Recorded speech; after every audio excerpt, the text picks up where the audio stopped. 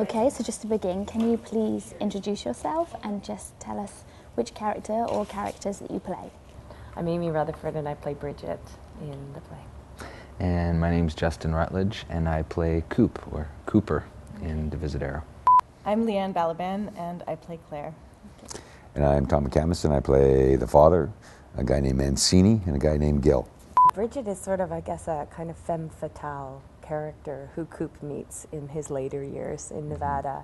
And they have sort of this crazy relationship. Divisadero follows Cooper's life from, as a farmhand, a very quiet, stoic farmhand,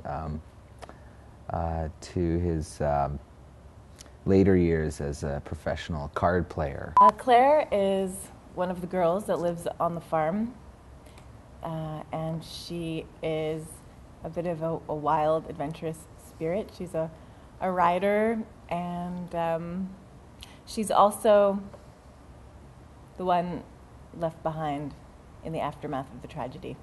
Okay. And what about yours? The father is the father of Claire and Anna, and he sort of runs the farm.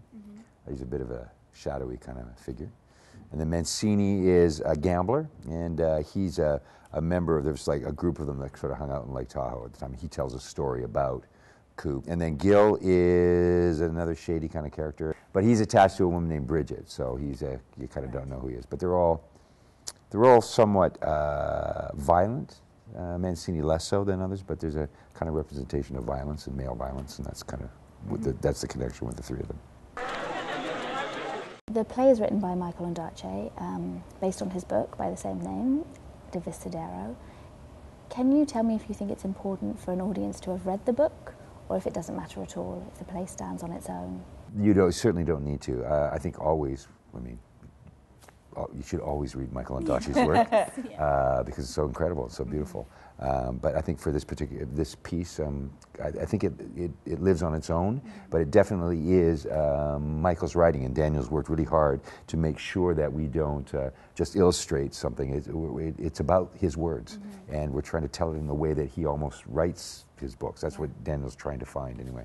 It would be an exciting experience for someone who has read the book, because you really will experience it in a different way. But I think that the story is very rich and clear without having read the book, that people will come and have almost a similar experience to that private read that you would have on your own, but it's live. I think particularly in this one it would be very different if you read this book, because there's so much in the book that we don't do. We only tell a small portion of the book. And you would probably get a different understanding of who Anna was, where she comes from, why she is telling this story. But I think particularly the story that we're telling lives totally on its own. And had you read the book before you got cast, or was it something that you did after you got cast? No. And no. No, you still haven't? No. Really?